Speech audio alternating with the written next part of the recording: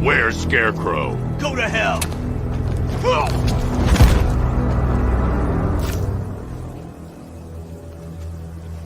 Where is he?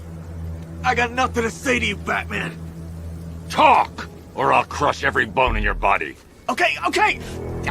She's working out of a penthouse in Chinatown. I swear that's all I know. If you're lying, I'll break the other one. The other one. Ah!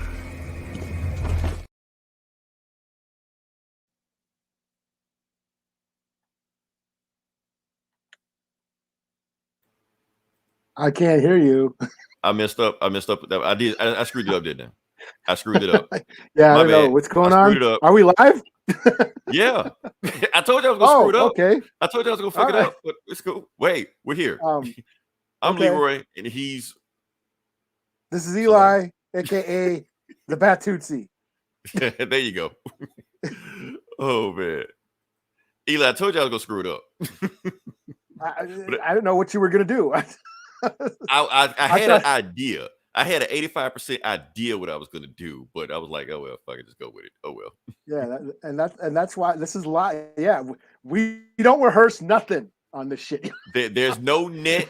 We just go. There's no safety net or anything like that. We just go. He didn't even tell me what he was gonna do. Hold on a sec, he said. That's all he said.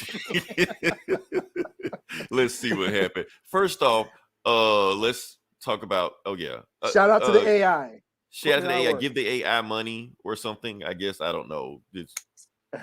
We may or may not see it. I don't know. That's it. Okay. Anyway, we're gonna start with the podcast. We're going to do a Batman centric type show. Like I said, we're gonna switch it up. We're gonna do some different things today. You know, just see how it goes. Just see where it goes there. But before we get there, Eli, we have to appease the algorithm gods. So we have to talk about football for 30 seconds. Oh, so okay. Yeah. So I guess you can talk about your sports ball team. Did they win today or yesterday or whenever they're supposed to play? Well, they played. Well, you live streamed it on Thursday. I sure did. Okay, so that was the last time they played? Okay, all right. Yeah, that was Thursday. Yeah. Who did they play? Vikings. No, they didn't. They didn't win. No, I forgot. I thought they were going to win. I was rooting for them. Oh, the Eagles. But it didn't work. Oh, they played the fucking Eagles. So yeah, we all knew they weren't going to win that shit. So yeah. But I was rooting for you the whole time. I was rooting for your spirit. I thought you had a chance. You didn't have a chance. Kind of came back, but yeah. That's the Vikings, man.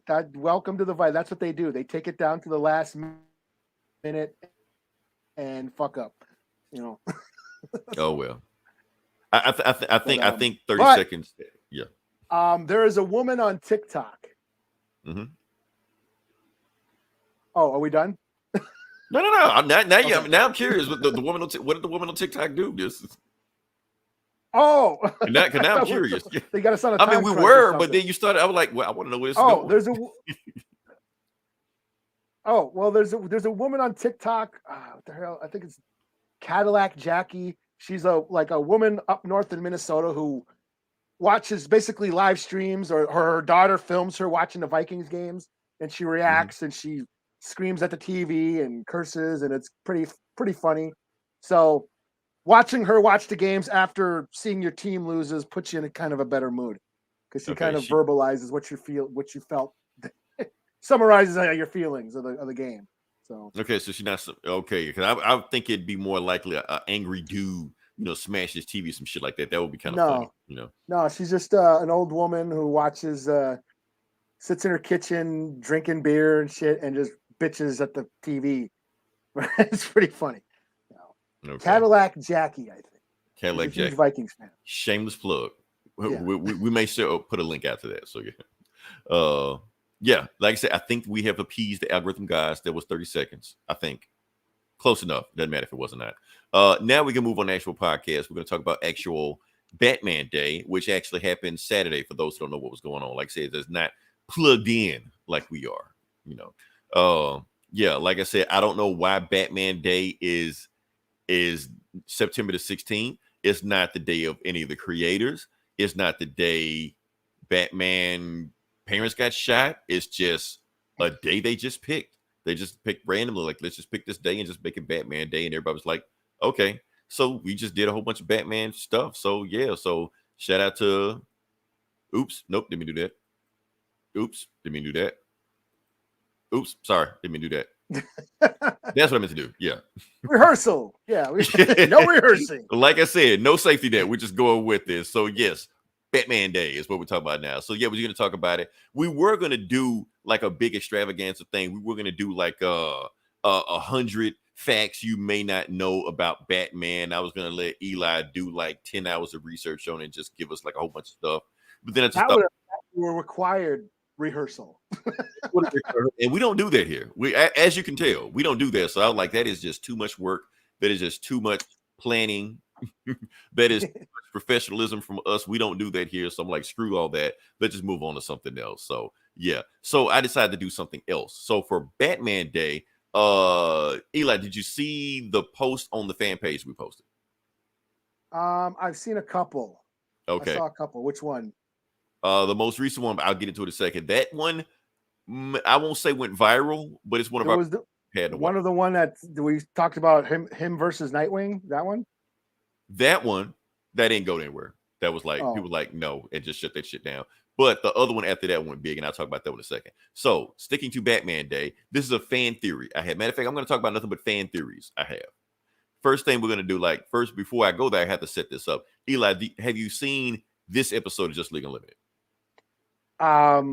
It's not ringing any bells. No. Okay. All right. That's cool. That's cool. No big deal. All right. So for those that do know what's going on, this is Just League Unlimited episode called Epilogue. Now, the point of this episode was the Just League were fighting the Royal Flush Gang, but the most powerful member of the Royal Flush Gang, which is Ace, which is right here, she was having reality warping powers because she was having an aneurysm, and she was about to like freak out and like blow up the world or warp the world, some shit like that. So the Just League was about to go in there and attack her, but Man of War was like, if you go in there and attack her, she's going to like kill you immediately if you see, because she's just that strong. Superman, Dr. Fate, no matter who you are, she's going to take you out easily. So Batman goes in by himself. And Batman goes in by himself and just talks to the girl because she was dying anyway. She just wanted somebody to just sit down and just talk to her and treat her like a regular person. Batman did that and talked to her, and about an hour later, she died without any incident just because Batman just sat there and talked to her. So my fan theory is that because of that, he talked to Ace. In the Batman Beyond show, he named the dog after her, Ace. Okay. Now, maybe it's a fan theory, maybe it's not. Maybe I just made it up. Who knows? That's what I decided to do. But our fans, we don't really have fans. We just have people just bitching on at us. So yeah, I'll put it like this: the well actually crowd. As soon as they saw that post, they're like, well, actually, she couldn't name that because Ace the Bat Hound was created in 1955. And it's like, I get all that. Of course, they also talk shit that we don't know anything about comics also.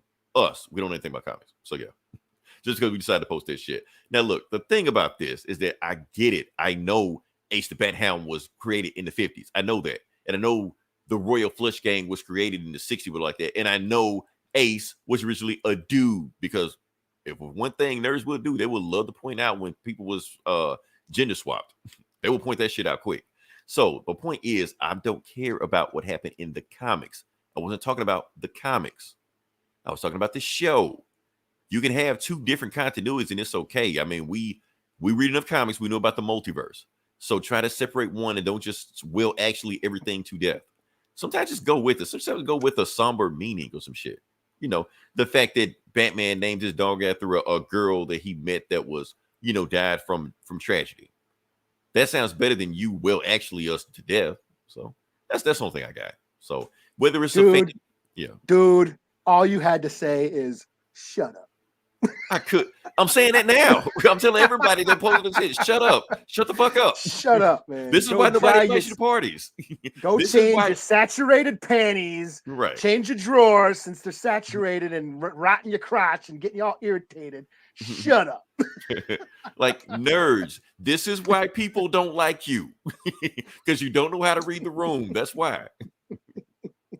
So I think we said enough. I think Batman Day has started out to a glorious start.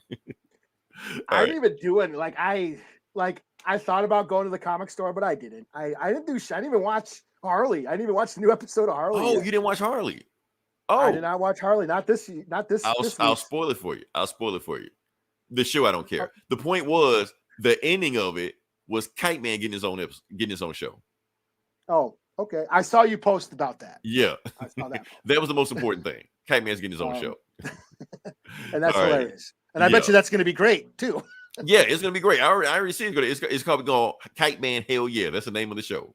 So no, yeah, I didn't do anything for Batman Day. I didn't watch nothing. I didn't read nothing. I've been I write for A Tribe Called Geek. I'm working on my new article. I'm writing about the Quinlan Voss, the native adjacent Jedi. Okay. What they call it, bunch of coded, native coded. Yeah. Yeah. Like he may or may be right. Natives kind of claim him. Yeah. Yeah. I mean, he's from space. Like Panthro from Thundercats. He's black coded. So yeah. Yes. Natives have claimed Quinlan Voss as one of their own Jedi. So I've been reading a bunch of old legacy Star Wars comics with him in them. So that's what I've been doing for the past few days. So yeah, I didn't do anything for Batman Day I mean, well, the thing is, Eli, even if you didn't do anything for Batman Day, people have been bitching at us so much. It's like you're involved in it, even if you're not involved in it. I saw Leroy go, oh, Leroy's got it covered. So, but I didn't respond to anybody. I was just like, you know why I didn't respond to anybody? Because it's engagement.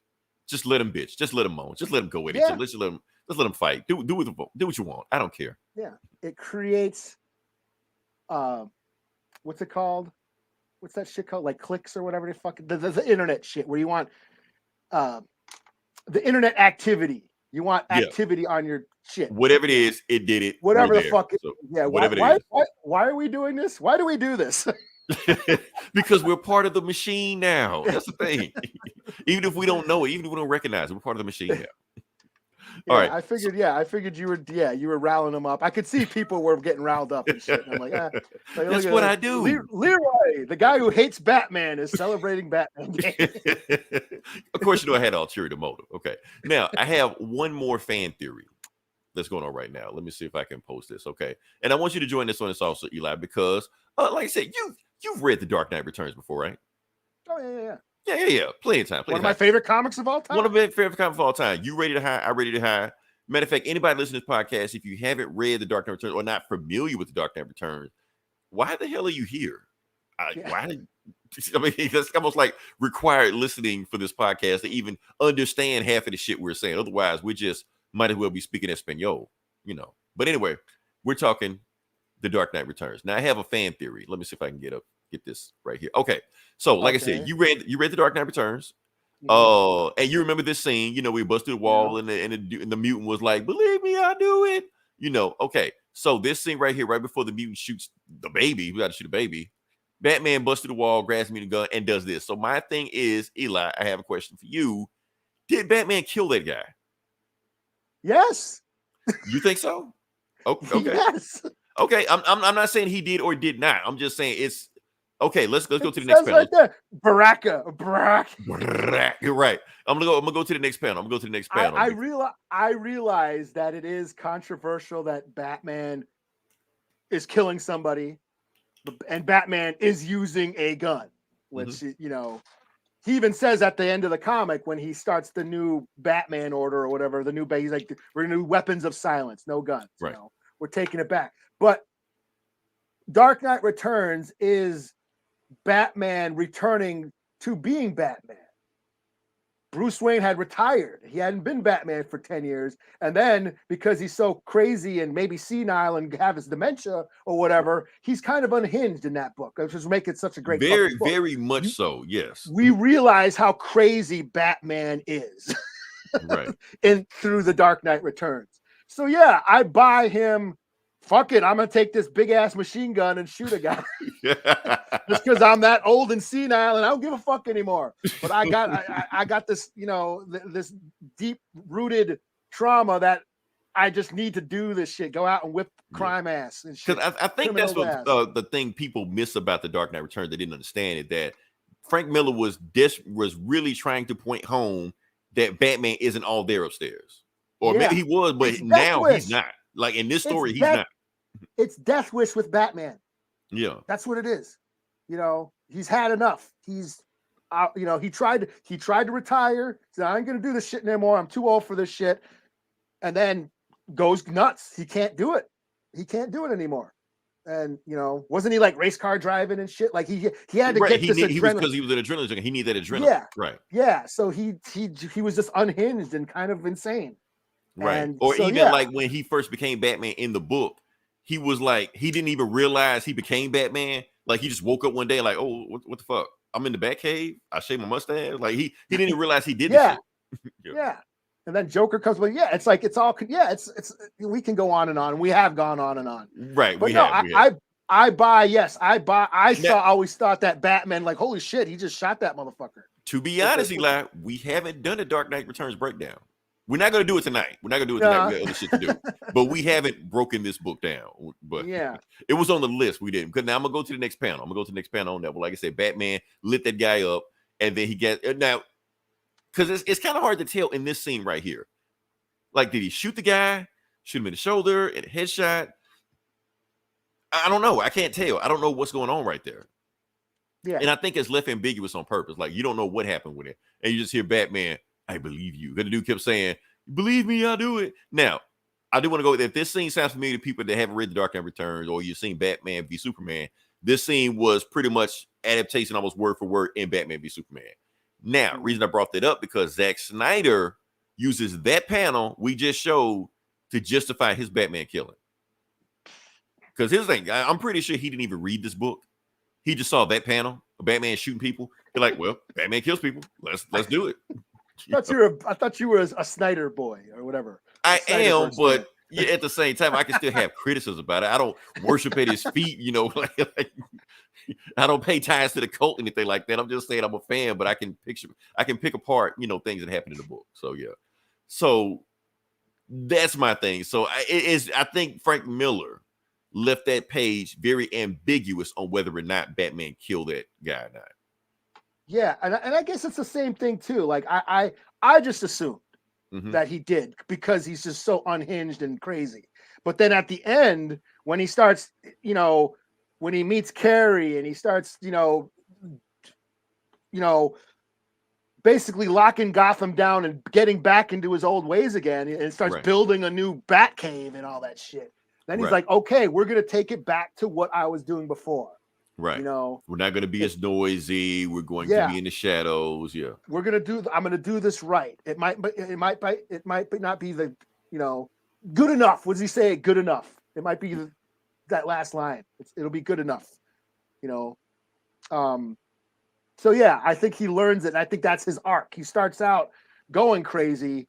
And then at the end, he realizes, okay, I gotta like rein in the insanity. Gotta pull back. Yeah, with the Sons of Batman, the SOBs. So yeah, because they were using guns and they were using guns and they used violence. So he was like calming them down, also and training them. Like I would train you how to use these weapons. So yeah, and all that, which is the point of the Batman, which is why I love the Batman the movie with the Pattinson. You know, it was like he started out as a fucking creepy incel, you know, halfway being a serial killer, right? at the end, he's like where he's influenced the Riddler to do the same shit, right? Vengeance, and then he sees the Riddler bad guy say the same shit. So yeah, like okay, I gotta not be crazy. I gotta help people and stop going out and, you know, taking my fucking anger and pain out on everybody. Right. That's the point of that movie, you know. Right. You know, and that's why I think that's a very direct influence from Dark Knight Returns and Batman Year One and all that. Batman Year One, all those things like that. Yeah, but questioning Batman's morality, you know. Yeah. Like he actually learns to be a better hero, or actually learns to be a hero instead of the anti-hero, instead of the vigilante. Right. You know? Instead of the things that, you know, guys like me always criticize him for. He just beats up people and he's just crazy and off this rock and shit like that. No, he's learning how to be a hero. So yeah. Yeah, like at the end of the Batman, he's helping with the rescue efforts. And you know, he puts that girl on the gurney, on the stretcher, and she like grabs him. She doesn't want him to leave, and he's like reassures her, you're gonna be okay. Right. Because I'm Batman. Right. Which is growth from the beginning of the movie when he beats the shit out of those people. And then the one guy he was trying to save is scared to even go near him. Yeah. He's like, oh, you're just as crazy as they are. So yeah. Yeah. Yeah. So, And then the kid was the kid who wasn't scared of him. The first right. one to like when he's like, "Hey, I'm here to help," and everyone's freaking out like, Right, "Oh everybody's shit!" freaking out. So yeah, And the kid's the first one to go to him and shit. But that's just I always thought he killed him. At least that's how I interpreted it. But it's weird because when I learned about the Killing Joke, right. the theory of the Killing Joke that he killed the Joker at the end, that blew my mind. I never thought of that. Right. And that's left up to interpretation also, because that's supposed to be like an Elseworld book anyway. Now, my theory, because it's an Elseworld book, they killed each other. Wow.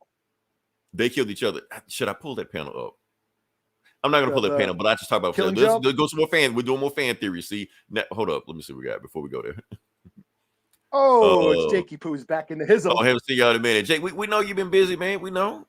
It's cool. You're here now with us, Jakey Poo. So yeah. You got a life. You know, you're not a bunch of nerds like we. Exactly. Talking about Batman all day, shit like that. You got shit to do. Better shit to do with your time. So my theory in the Killing Joke is because we see Joker spray Batman with Joker venom. We see him do it. And then halfway through the book, it was like halfway through the book. And then about like a quarter through the way of the book, Joker has asked Batman, "Why aren't you laughing?" Because that's what you do when you hit with Joker venom. Right before you die, you get hit with Joker venom. Why aren't you laughing? But what does Batman does at the end of the book? Laughs. The Joker venom is finally taking effect. The Joker before tells it takes that effect, joke and they Right. He gets the joke, but at the same time, the Joker venom is finally taking effect. He's like, before you take me out, I'm gonna take you out. I never thought. We can talk about this all day. And that's the thing. See, that's the thing. We can talk about 100 things and facts you may know about Batman. We can do that shit all day. Who gives a fuck? Go to Wikipedia and do that shit. That's not what we're doing. We've never been about that. Not because we're unprofessional. We're not. But because we don't care about doing shit that other people have done. We want to do shit that, dig deep and deconstruct these characters. Talk more about these characters. Because we know about all these Batman stories. We want to go from an angle that maybe you haven't noticed about these characters. Maybe we're talking about things about Batman you haven't thought about Batman. You only know Batman from Super Friends or some shit like that. You never thought that. Maybe he is a little office rocker, So that's the thing. And that's why I love, that's my favorite kind of Batman, where he's a little crazy, but it's the constant inner turmoil, the constant struggle to rein it in, Right. Those are my favorite Batman stories, where he's kind of a dick, but he's trying not to be a dick. Right. It's like Wolverine, like trying to like rein in the animal side and to be more human. That's like the same thing. The broken down psyche of the hard boiled detective story. Trying to rein in the trauma. And that's why I've never been a fan of like when Batman's went to the Justice League or any of that shit. Because he's perfect. He's perfect there. He's a hero. He is a superhero. He's just, right. And when you think about it, he's the lamest superhero out of all the because he has the powers, right? He's got he can't do shit, Right. But what was I gonna say? I had a brain fart. I was about to anyway, go on. I'll think of it again. But but that's all I got. Like I said, those are the 3 fan theories I had. Like I said, that's just me. I've been thinking about it. You may or may not agree. I can't really post that. Oh, that's Batman. That's why I like the Lego. That's why I like the Lego Batman movies and like Harley and all, because they do deconstruction. They do even more deconstruction. Like Batman sitting there lonely. Yeah, where he's lonely in his big pool watching. Was it Jerry Maguire or something? Right. After he done beat the shit out of everybody, now he just in his house just chilling because he has nothing else to do, right? Yeah, so love it. Yeah, he's like kind of lonely and shit.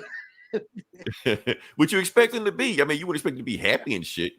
I think that was, what story did I read about that? They said, Night Terrors. That's what it was. That was Batman's biggest nightmare, being happy or some shit. I don't know. Whatever. Fuck. So. Believe it, don't believe it, do whatever you want to. So I mean, if Batman was happy, if Bruce Wayne was happy, he wouldn't have to be Batman. He wouldn't be Batman, right? So you got to be angry, got to be mad all the time, got to be in one mode all the time.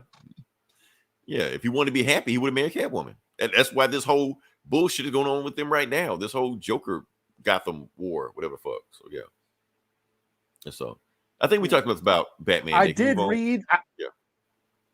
Yeah. I mean, I did read that new Batman and Robin comic, the new one. I'm not going to review it because it really doesn't. It mentions that Gotham war with him and Catwoman, but it's still just. It's not the same Batman. We're in that Gotham war. He's a dick. Right. In this new book, it's just like he's the superhero. It's almost like they were down the lane. It's almost like they're writing their book anyway, and let's just since Gotham War is tying in, let's just write some real quick shit to just kind of tie it in, even though it's got nothing to do with that. That's what it feels like. I'll review that book later on. Yeah, spoiler. It's just Dave. Oh, okay, yeah. All right. I'm gonna review it. We'll shit on that book later on. So we talk about that being said, move on to next part podcast. Okay, so we're gonna talk next about Aquaman. We're gonna talk about the Aquaman trailer. Okay. Like I said, now I actually have some things to say about this Aquaman trailer. This Aquaman trailer actually has some things going on with it. Eli, you froze up, aren't you? Yep, he's froze up. I'm gonna talk about it anyway. He'll be mad at me, but I'm gonna talk about it anyway. All right. Oh, you there? Am I freezing up? Yeah, you are. It's cool. I'm just glad you're back before I start talking about Aquaman. Yeah, okay. I might. Yeah, it seems like my internet must be shitty. Okay. All right. So, like I said, we're gonna talk about Aquaman. Okay. Trying to see before I talk about that. Trying to see what is this. Okay. Yeah, we're gonna talk about Aquaman. Aquaman 2 trailer drop. First thing we see is Aquaman riding a seahorse.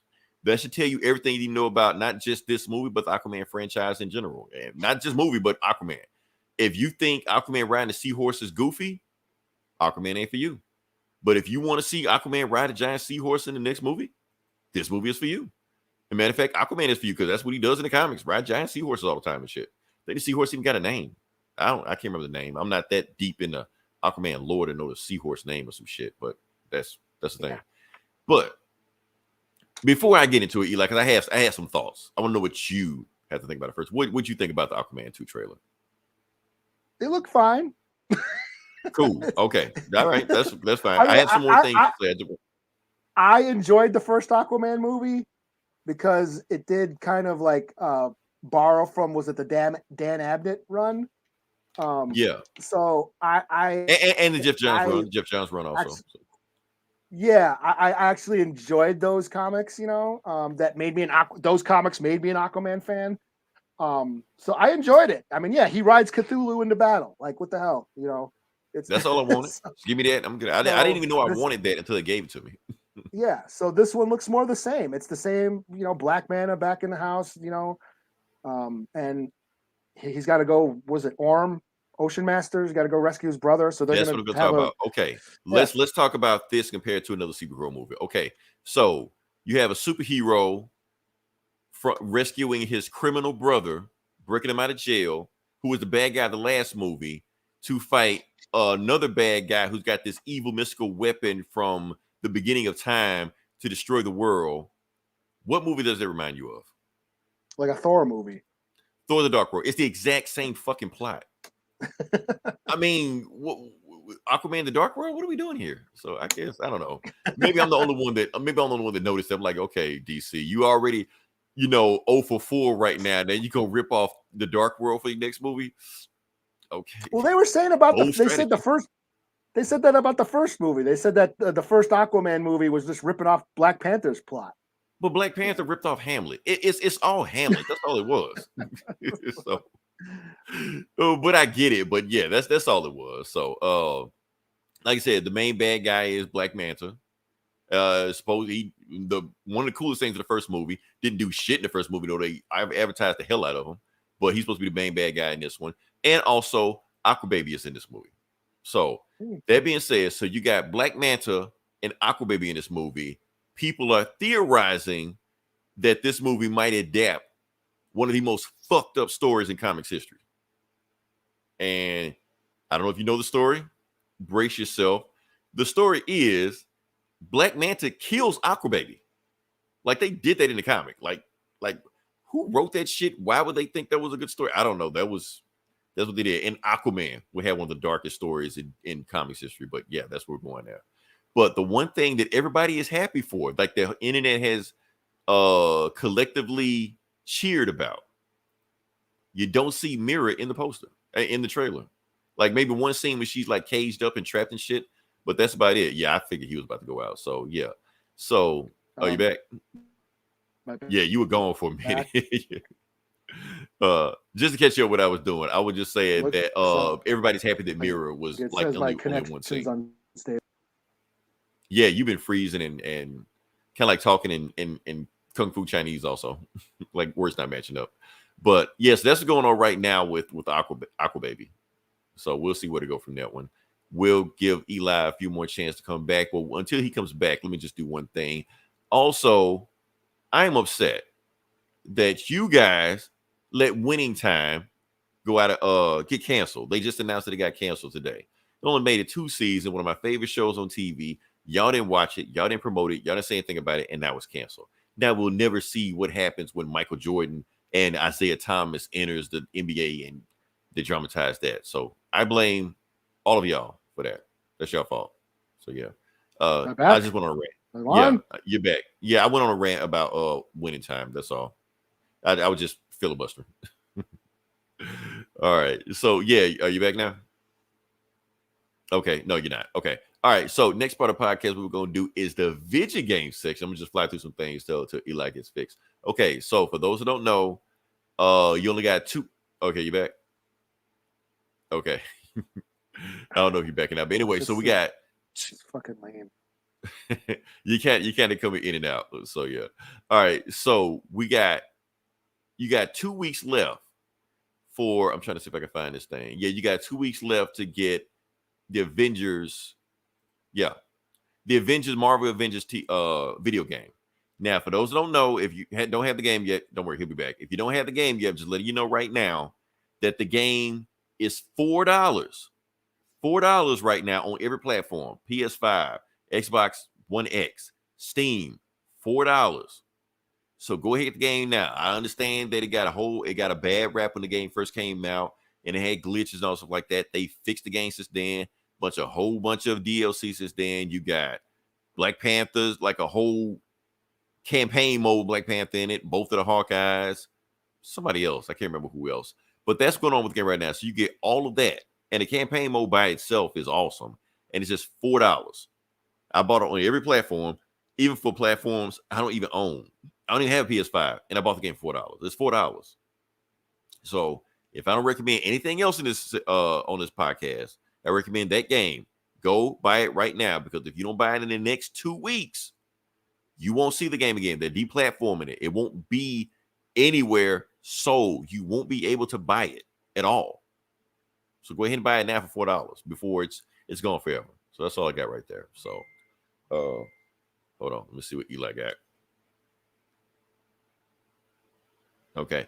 Eli's restarting the modem. So I guess I can talk about Batman one more time while he's doing his thing. I'm going to talk about Batman again. As a matter of fact, I'm going to go a little bit deep into that Killing Joke thing. By Eli's fixing this modem.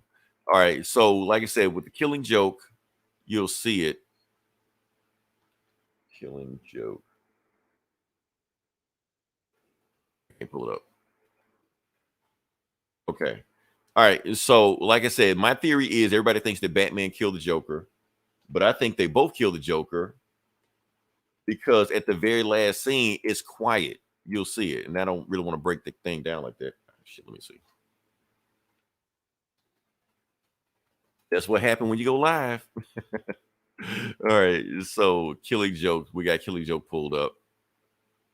And, man, well, let me read it. Anyway. Point is, if you've seen the book, go back and read the book. You'll see what's going on. At the very end scene, it goes quiet. Neither one of them are saying anything. Both of them are like super quiet. So that's why I think that there's something else going on with the book that both of them got taken out. So yeah. Eli's still gone. It's okay. And you know what? Is Eli gone? I'll go ahead and review my first book. We're on comic book section now. We're in the comic book section. I'll go ahead and review it. I'm not going to review the Batman book. I'm waiting for him to come back to see if he's back. So I'm gonna do the Avengers book first. So we're gonna do Avengers Inc. That's the book we're doing right now. What's good about this book? I guess it's a Wasp book. If anybody reads Wasp, I guess I'm the only person that ever reads Wasp book, but that's what sold me on this book. Is because now I know it's a whole bunch of Watchmen, and it's the Jenny Van Dyne one, the OG one, the one that started off with the Avengers. It's her. So that's her. And she started her own investigation agency. That's what's going on right now with her. So let's see if I can get that going. Let's see. Yeah. There we go. Okay. So she started her own investigative agency. And she's kind of with the Avengers, but not with the Avengers. But we talk about it, so we go from there. So yeah. All right. So the book starts off with the Raft. So the Raft, of course, you know, is the superhuman jail cell where they put all the superhumans bad guys in. And then there is a bad guy named Whirlwind. Now, if you don't know Whirlwind is like an old school. He's not only an old school Avengers villain, he's an old school Wasp villain, and he got shot. And he got shot in the head, and all he heard was justice is served. So we go to, I guess, the morgue, and who's there? Wasp is there. Now, the reason Wasp is there looking at Whirlwind, because for all the Avengers, Whirlwind is kind of like her Lex Luthor, her Joker. That's like her main bad guy. Because the thing is, Whirlwind was like stalking her, like back in the early books of the Avengers. He masqueraded as her chauffeur, just so he can keep tabs on us. He can find out everywhere she was going, and then like kidnapped her. And okay, hold up. I think I heard him. Hold on. Let's see what we got. Nope. He is still buffering, but that's okay. Are you back now? Okay. You were buffering for a sec, but I think you're back. Okay. Hello. Eli. Okay. I see him blinking, but I don't see anything else. Oh, he got like a blank state for okay. I kind of see you moving, Eli, but you're not moving. Okay. My hair? Yeah, you're there. Yeah, I can hear you. Yeah, you there? Okay, you kind of there, but not there. Okay. All right. So back to the Wasp. All right. So the thing is, it's kind of like her main guy, her Lex Luthor. And basically, she wants to know who killed him. And the main thing is that the guards don't care who killed him because he was already a criminal and he was on his way to trial. So they were like, whoever shot him, good riddance. But at the same time, Watts is like, no, you just can't shoot people just because they're in jail. They got to have a fair trial before they go to jail. So she just, and it turns out there's 6 other supervillains that were shot also. So, but no one in the jail cell cares. So she's like, since there's nobody to avenge them, and I'm the first Avenger, I'll avenge them. And I'll take the case and find out who did it. But the thing is, she has to get clearance from the mayor, and they don't know who the mayor is. The mayor is Luke Cage. Luke Cage is the mayor right now, and he's basically saying he wants to hire Wasp to complete the mission to find out who killed those guys because nobody else cares because they're criminals, and everybody's just like, oh, wait, you're doing them a favor just shooting these criminals already. But since they didn't, none of them had trial already, like that isn't fair to them. So they think they have a lead. They think maybe the Scourge of the Underworld, the game just goes around like kill B-list villains and C-list villains are back, but it may not be. So she decides to take the case, and she'll find out who killed them. So she goes there and shrinks down to like investigate the body. And when she investigates the body, she realized that the bullet hole isn't really a bullet hole. It was like almost like somebody drilled in. There's no blood splatter or anything like that. There's something else going on here. Because it's not like a regular bullet that went through him. And plus, a regular bullet wouldn't kill all these super criminals anyway. Like, what actually did this to them? And while she's doing it, that's when one of the super criminals come back. I think Quicksand. She comes back to life, even though she was shot. And before she can kill the guard, Watts like shoots her to get off of it, and she comes for her. But while that happens, the other 6 criminals show up also. So all of them are back, but they don't know how they got here. So it's not anything they did. Somebody shot them and somehow brought them back. So, but they're like, well, we're awake, and the only thing stopping us from escaping and breaking out of the raft is one Avenger, just Watts. And all we got to do is just kill her. We just make it out of here. So Watts got to fight her way out of there. So she's fighting these guys, fighting Griffin and fighting Quicksand and Icicle. I can't remember what this guy's name is. His name is Icicle. But while she's fighting him, Whirlwind stands up also, but he's not Whirlwind anymore. He's got vision powers, so he can go intangible and super strong and all this shit like that. So he's like, you're not gonna, and he doesn't remember he's Whirlwind. So basically, Wasp and Whirlwind team up and fight these guys and beat them up and take them back. And that's it. And Wasp says that, not Wasp, but he says his name isn't Whirlwind because they take him back to jail also. My name is Whirlwind. My name is Vic Shade. Now, if you know your Avenger lore, Vic Shade is the name Vision used to use when he was undercover pretending to be human. So Wasp like, since y'all were going to let me take these corpses anyway, I want Victor Shade to come with me. I already got the paperwork. You got to come with me. The mayor signed off on it. You can't say anything about it. And he was like, fine, but if you do that, I want like an ankle bracelet on him at all times. I want to know his whereabouts and everything, and he's in your care. So that's it. So Whirlwind, who's been reincarnated as Victor Shade, and Wasp has started their own investigation agency, bankrolled by Luke Cage, called Avengers Incorporated. The end. Okay. Yeah. So not the best book ever, but it was a book. So I guess that's what's going on. I probably won't be picking up issue 2 because the book was not what I was expecting. I wasn't expecting like Whirlwind to show up in it like that, but it was cool. Like watching doing an investigation book. But I don't know. Anytime I read any of those investigation books, like X Factor Investigation and somebody else had an investigation book, they kind of, I don't know, slower pace for me. So since Eli's still not back, I guess I'll go ahead and do this Batman book. So, yeah. So we're gonna do. Where is it? Okay. So since this is Batman week and it's Batman Day, we're gonna do Batman and Robin #1. So yes, father and son are back together. This is the Batman Bruce Wayne and Batman Robin Damian Wayne. It's those two. Let me see if I can find that book. There we go. Okay, so Batman and Robin are back. They have been apart forever because they've been fist fighting each other, and they've been split apart from each other, and they kind of hated each other. They've been at each other's throats, but now they're on the same side because they have both been kicked out of the Bat family. Oh, here we go. I think Eli's back. Let's see. All right. Let's see if he's back. You back? Am I back? Yeah. I think you're back. Okay. Yeah. You sound better now. Okay. Because you were last time you clicked in, you were kind of in and out, but not in and out.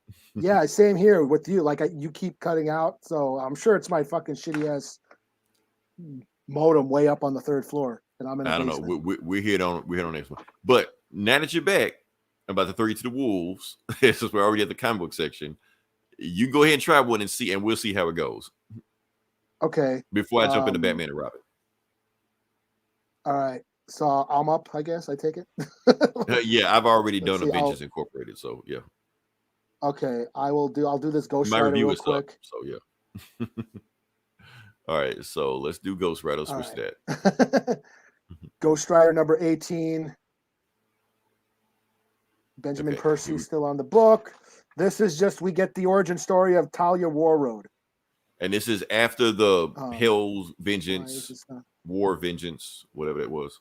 Yeah, the whole Wolverine tie-in. Yeah. So, so Talia Warroad is like the chick that Johnny Blaze has been running around with. She used to work for the FBI. She has these like psychic abilities. And she's been helping Johnny Blaze track down all these demons. Well, this book kind of gives her the origin story of how she got her power. She was a little kid seeing demons and shit. You know, kind of like the Sixth Sense. Kind of tonight. Fuck. Am I here? Yeah, I see. Am I here? Yeah, I hear you. Can you hear me? Yo, am I back? Okay. Yeah. All right. Obviously, I'm cutting out again. So it was cool. It's an origin story of Talia Warroad. 4 out of 5. I'm gonna go upstairs. So start the book, and I'm gonna probably go into a better place. Okay. Go upstairs to better signal and shit, because this is getting stupid now. All right. I'll be back. Okay, cool. Eli will return. All right. So right then I'm gonna remove him, put me back there. He'll be back. Don't worry.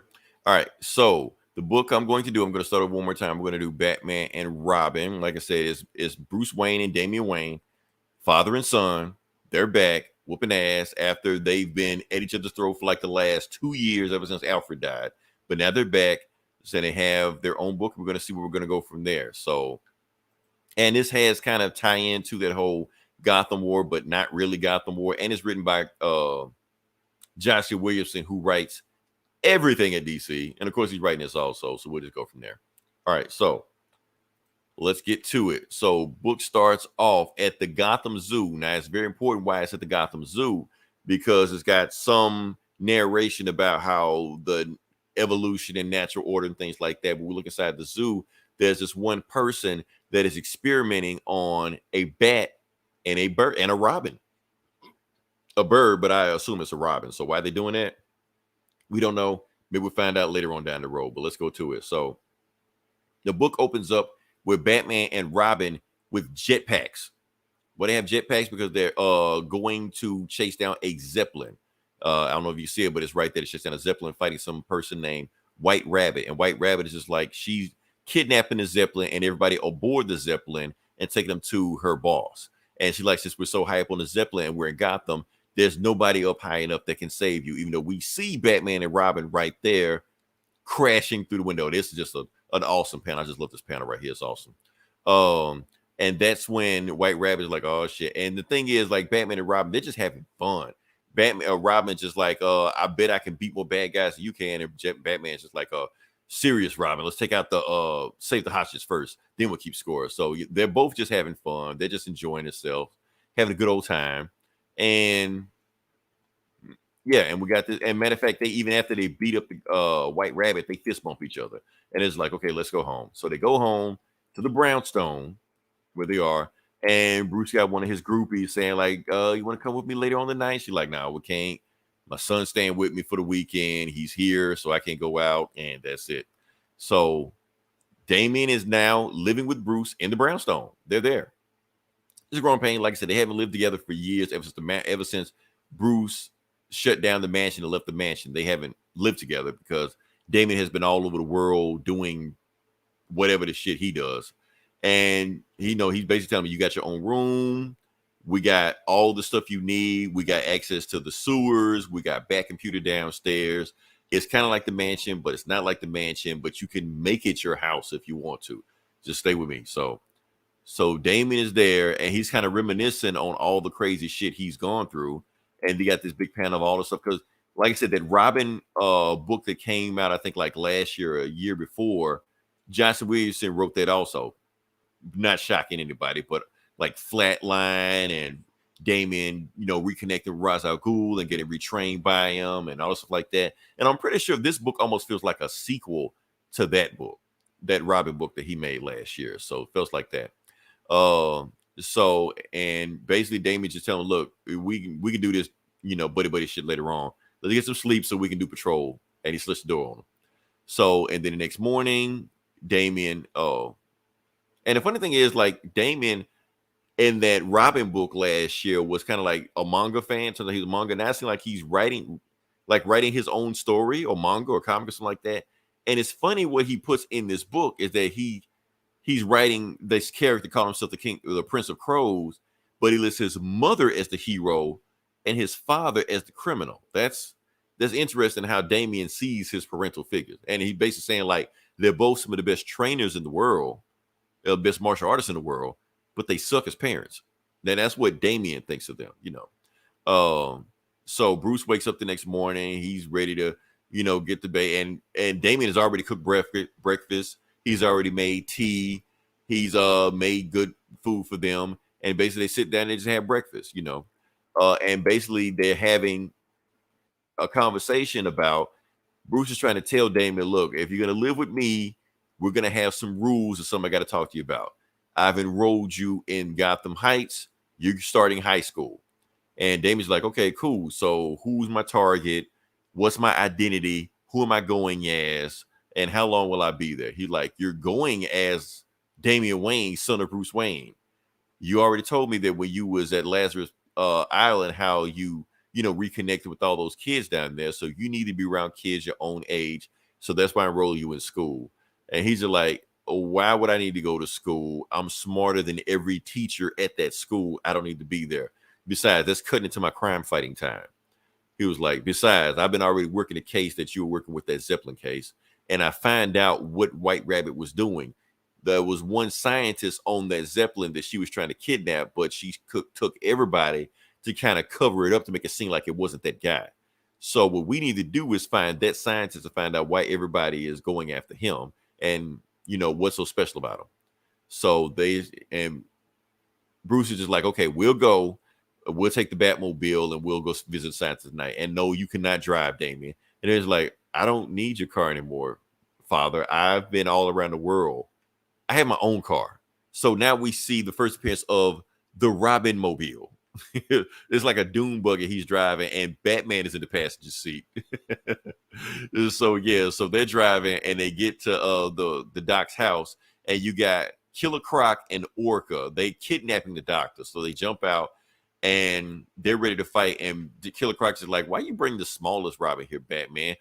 I can barely pick my teeth with one that's small." And Robin's just like, "Oh, I can kick your ass. You don't need the big Robins. You can't even handle me."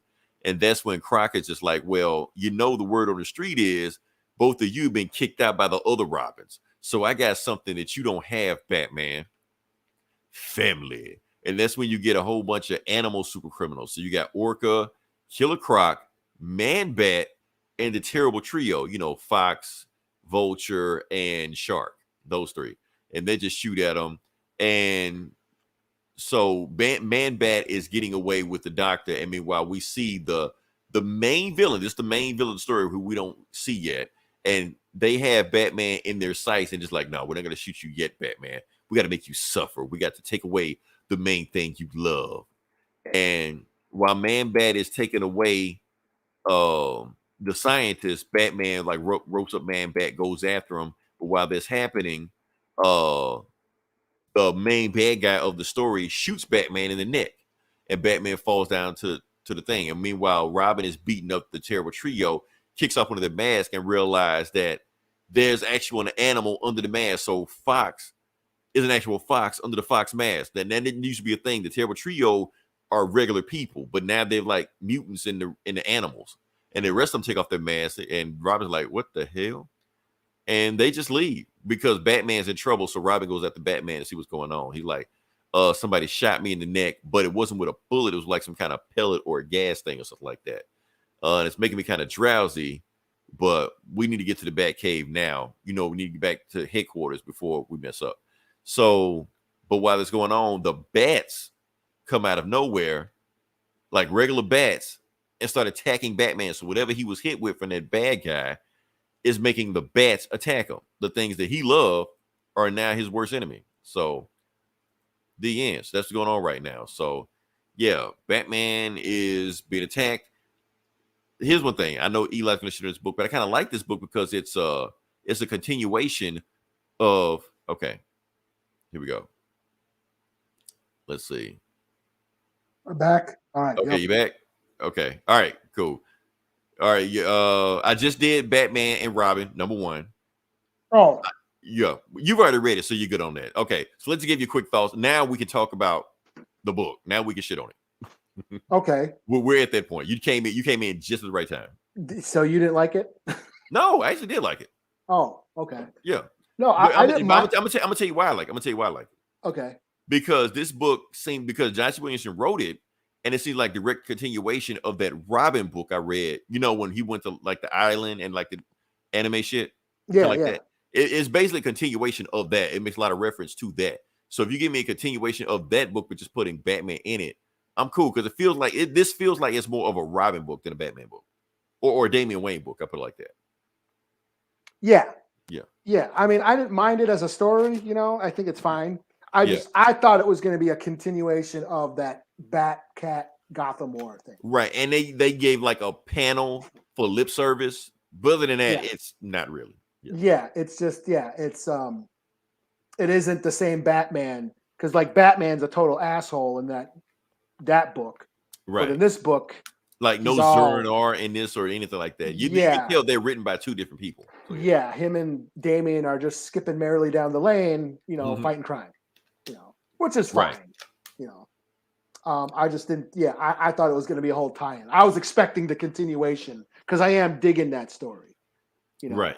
So And this really just feels like a side story. That's all. This is just like another World's Finest or something. So on that level, it's fine. Yeah. Because I was hoping to go back into that Catwoman war. Right. And that was a letdown also. Like, I think this book came out at the wrong time. Yeah. This book should have came out after all that shit went down. Because Batman's totally not a dick in this book. Damien's not a dick in this book. That's what kind of threw me off about that. Like, because I actually thought, is this Damien or is this Tim? Yeah, it kind of threw me off at first. Like, this isn't Damien, is it? It was like, but yeah. So both of them seem like out of character versus what we've seen in other books before. But I'm cool with it. I feel like they just needed something for Batman Day. I think that's why I think that's the only reason this book exists. Yeah. Even though it's continuation, but I think this should have been pushed back later on after all that shit went down, and then you can tell this easy breezy Batman and Robin story or whatever. Yeah. It was. I think that it was the tone shift. Because I haven't read Batman in a while, so I'm just now jumping back on Batman books, and I was digging that whole Gotham War thing, and so to pick this up, and it's a total tonal shift where it's just like happy-go-lucky. It's happy Batman, right? And happy Damien. I'm like, wait, what? And happy Damien. So I was like, okay, I was not expecting this. So right. But yeah, it's a fine story. I do dig that,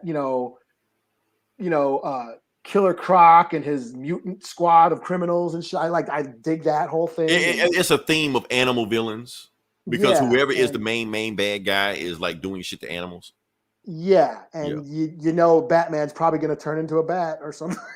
Yeah, bat again or some shit. So yeah. So it's kind of the zany, wacky, Brave and the Bold type of story versus the gritty. Very much shit. So. Yeah. Yeah, that I was expecting to read, that I've been digging on with the Gotham War, but no, I thought it was okay. And I kind of like it that Batman and Damien, Bruce and Damien are back to status quo where they're not, fighting each other and at each other's throat and shit like that. Yeah. No, they're trying to reconnect. So I thought that was a pretty cool story. They're getting along, yeah. and that's taking an adjustment too. Yeah, right. Because even when they were cool with each other, they still weren't cool with each other. They were still antagonistic. So this is like the most father and son they've ever been. Almost to the point that it felt like out of character. Like, are we reading something else? Yeah, like I say, is this Tim or who the fuck is this? Right. He doesn't like Damien. Yeah. So that's going on. So all right, but that's all I got. So you can take it from there. All right. Well, I will do Daredevil #1. I was gonna read this, so I'm glad you picked it up. This is the new. You know why I didn't read it? Solomon Ahmed, huh? You know why I didn't read it? Why? Because of that shitty ass cover. That's why. Well, he's not the artist. I know. When I actually picked it up, I know he's not the artist, but still, this is. It kind of looks like Frank Miller, though, in a way. Kind of like a throwback to like old Frank Miller. He style. tries. He tries. I don't know. Yeah. But that is Ramita, though, isn't it? Yes. Yeah. Yes, it is. But it's not Ramita doing the book. In fact, the art is very bright and crisp and clean. Oh yeah, it's Eric Kuda. Weird. He's been around. He used to draw. He used to do Superman for a while. Yeah, for a while, Daredevil books have been kind of gritty and dark. So seeing this very bright colored, clean art style was like, wow. This is like it's very bright and cartoony in a way, but it works. I mean, this was good. This was good. It had a lot. It is the new run, the new writer on this series. This writer used to do Miles Morales. Yeah, this writer used to do Miles Morales. Yeah, I read his Miles. I was reading his Miles Morales for a while. That's pretty good. That's pretty good. Yeah. Pretty good run. Yeah. So Solomon Ahmed, he's picking up where Trip Zdarsky let off, and it's still the same story. He didn't really, nothing's really set back to status quo. He is dealing with the whole thing that Chip Zdarsky did, where Daredevil died. He went to hell, sacrificed his soul to save his friends' souls, and he mysteriously came back to life. And so that's where we are now. Matt Murdock is alive, but he doesn't remember anything, and he is a priest. He's a priest. Yeah, working that's what at kind of some. threw me off. Like, okay, so Yeah, he's working at this like this home for wayward youth in Hell's Kitchen. He's helping out at-risk children, at-risk youth, and he can't remember anything. He can't remember his old life. And we still have Elektra, who's been Daredevil. She's still Daredevil. And she kind of watches over Matt, and she sees him, knows him, but she knows he can't remember her. So one night she gets like possessed by some demon. And this demon's after Matt. So this demon possesses Elektra and goes after Matt. And Matt performs an exorcism. okay. Yeah. Drives the demon out. He can kind of sort of remember Elektra. His memories are slowly coming back. This scene in this pic here, there's a girl that he's like looking after at the wayward home, and like her pimp boyfriend shows up wanting her back, and his gang tries to jump him. And he's a priest, and they try to beat his ass, but he like dodges every bullet or dodges every blow and whips their asses instead. So he can kind of sort of remember his fighting instincts, but doesn't know why. And same thing with Elektra. When he finds Elektra, he remembers her. He remembers his feelings for her, but he doesn't remember everything. Mm-hmm. So like her name and stuff like that. But yeah. Yeah. So the next day he does his whole thing. He works at the home. He does his priest duties and all that shit. But then at night, he dresses up as the devil again. Oh, okay. Puts on his costume, and that's where it says to be continued.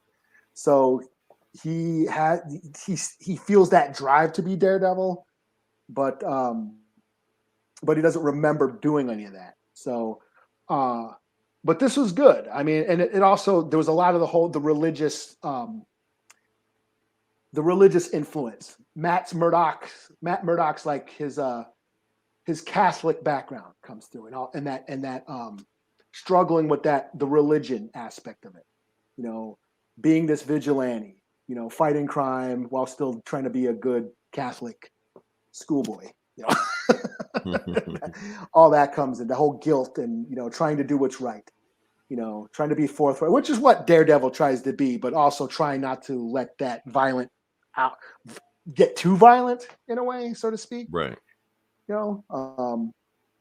So in a way, it's kind of like the Batman book, or what we talk about with Batman struggling to rein in his insanity, Right. Matt Murdock is similar. Right. How much is this like really bringing justice? Be a good Christian or a good Catholic. Right. And how much of it is actually wanting to the religion aspect. It's basically the Batman psyche. Yeah. Yeah. What I was saying, like how much of it is they actually want to bring justice, and how much of it is they just want to just beat the shit out of people, because it's cathartic, because it's letting out their own demons, Yeah. That striking that balance. Right. That's the whole interesting, that's what makes these characters interesting, Right. That they're not perfect, So yeah, we can complain about Batman and what an asshole he is, but he's not. He's still an interesting character. He's still a struggle. Right. And he's imperfect. And that's the thing. Daredevil's the same way. Right. And I actually like Batman because of the flaw system, not because he's a perfect character. I mean, if he was a perfect character, he'd be boring. The fact is, whether or not he's good, whether or not he's doing the right thing, whether he struggles with whether or not he's doing the right thing, that's what makes these characters complicated and interesting. Yeah. If he was just in the right all the time, I wouldn't read him. Yeah. And Matt is struggling with that too. I mean, he's he feels like this is God's plan. Like he doesn't know why, but there's a reason why he came back to life, and the Right. reason why And first, Matt Murdock is a walking contradiction anyway. Like I say, he's a lawyer that's a who breaks vigilante. the law. Right, Yeah, who breaks the law. He's a priest, that dressed up as a devil. He's a Catholic that's a sex fiend.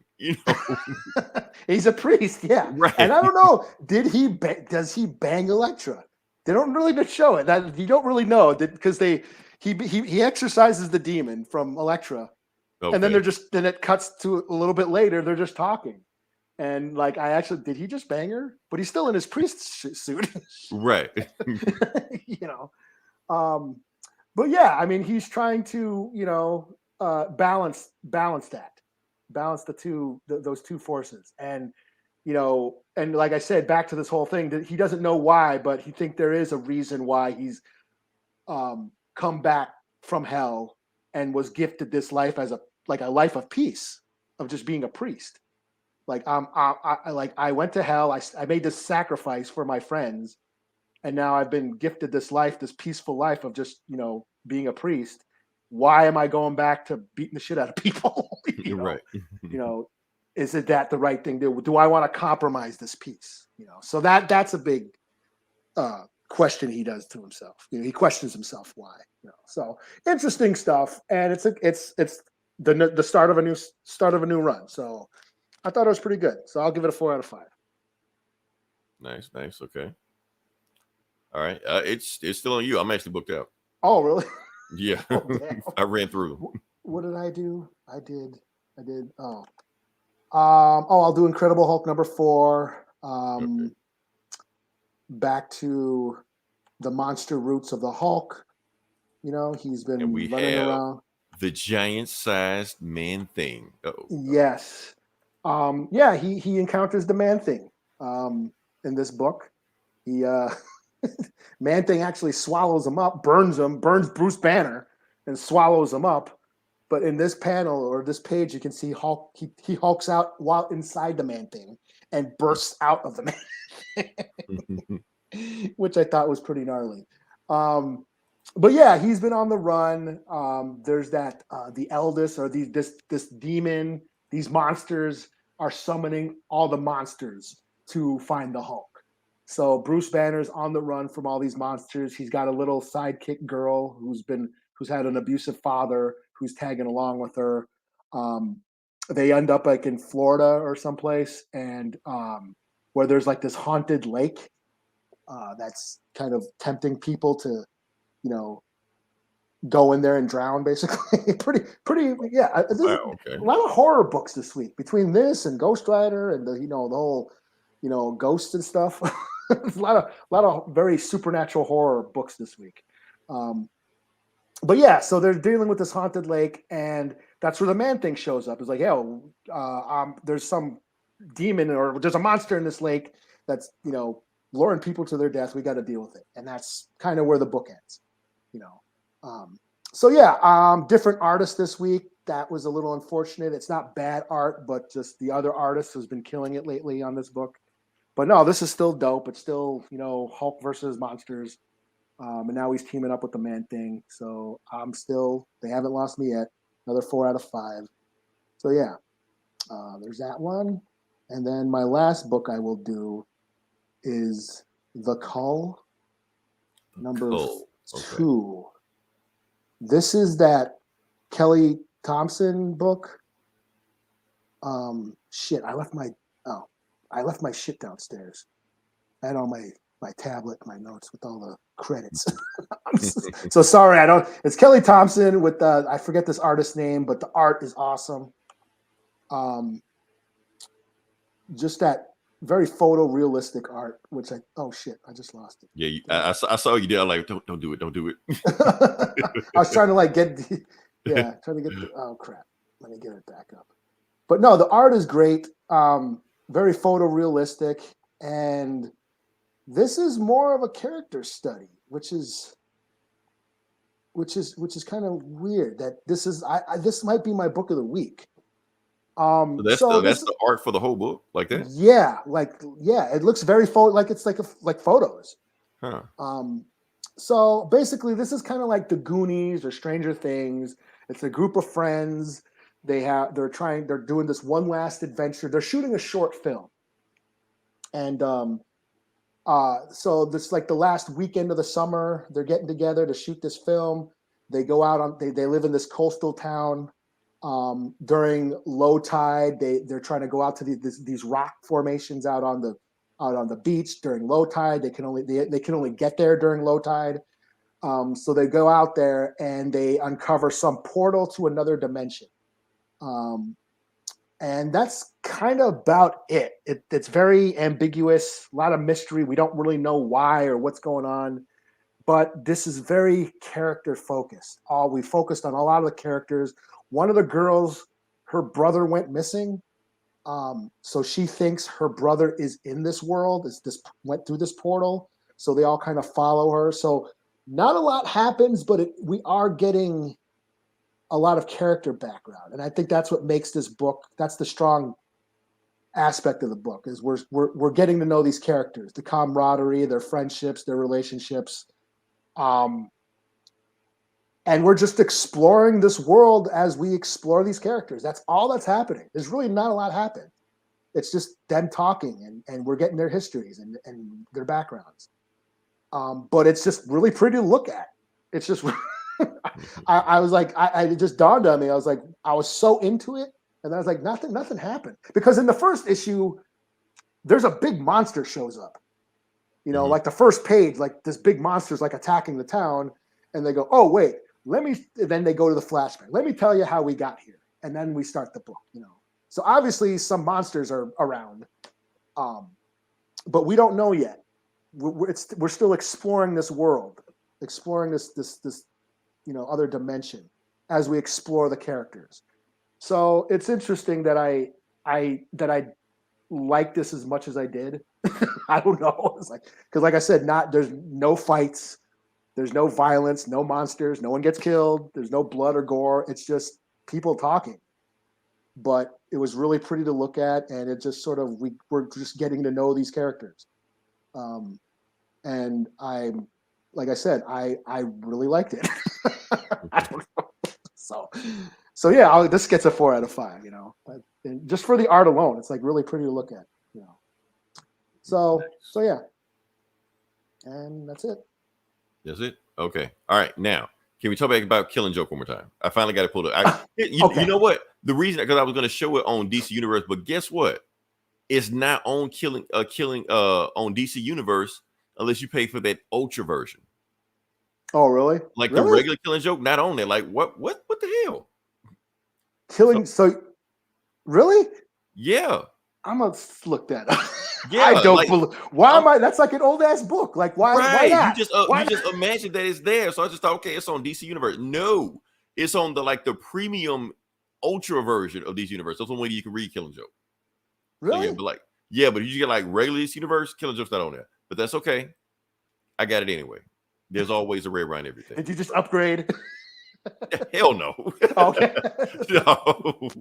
It's not that serious. You're dedicated to the pod, man. I gotta upgrade to the previous. Like in the middle of the pod, like I'm gonna show you my credit card. Just do it right now. No. But we're gonna go to so you see it right there. Joker sprays Batman with Joker venom. Mm-hmm. And matter of fact, you can even see it. Perhaps you kill me, perhaps I kill you. Okay, we're gonna go to it. We're gonna keep moving, and then you can see it. He even asks him, why aren't you laughing or some shit? He says it right here. Yeah, why don't you see this funny fight? Why aren't you laughing? He like, why haven't it kicked in yet? He's like, because I always thought because it's the bat suit. It was Joker venom proof or some shit. But you see it. Oh yeah. You're right. He's right there. He's been infected. So as a matter of fact, it's burning, scabbing, all this stuff like that. Try to see if I can find the panel. Oh, right there. Yeah. He's got it's all boiling up and shit. No, he got affected. He got affected by it. So we get through all that, all towards the end, and then at the very end, like I said, he tells a joke, and he starts laughing. Okay, and yeah, you can interpret that. Okay, Batman finds the joke funny, or it finally kicked in. But the thing is, Batman is like laughing really hard at this joke, and both of them are laughing. And then they both stop laughing. Now, if Batman keeps laughing, Neither one of them are laughing anymore. Yeah. And then, so that's why I think both of them went out. And that's when everybody thinks that Batman, let me see if I can pull it up.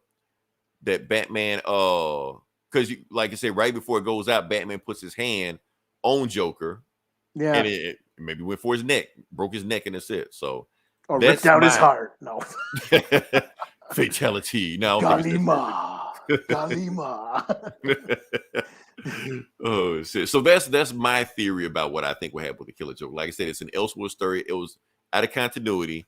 It was supposed to be out of continuity until DC was just like, the Batgirl thing, can we just cripple her and be done with it? Yeah, we'll take that one thing. But yeah. Yeah, that's the only thing they did keep.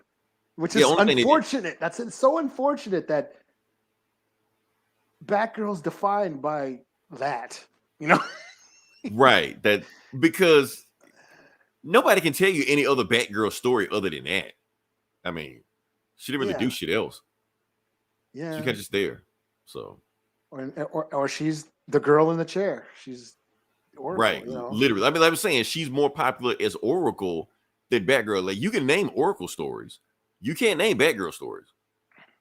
Yeah. So that's my thing. So, like I said, yeah, this was a very interesting episode.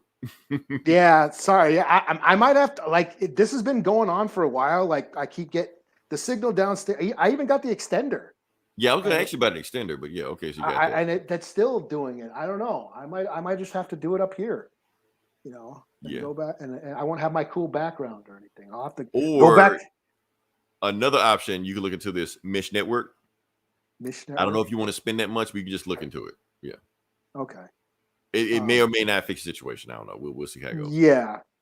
But I won't have my gnarly. I'm in the kitchen right now. Who wants to look at like me and my fridge? You know? Well, you eating cheese sandwiches, shit. All right, let me review this book. You know, my shitty ass sink and shit. You know, in the background. You know, so this might go back to old school, the way we used to record just audio only. Right, Remember just Skype. That was it. Yeah. Take it back to the day. All right, so we'll see how it goes. So, yeah, that's all we got next week. I don't know what to go on. All I know is that next week I will talk about Marvel's Avengers again. I'm gonna get y'all to buy this game before it's set to done. Oh, you know what I bought? What was that? The new. Well, it's not new. It's like what 4 or 5 years old. The new Tekken 7.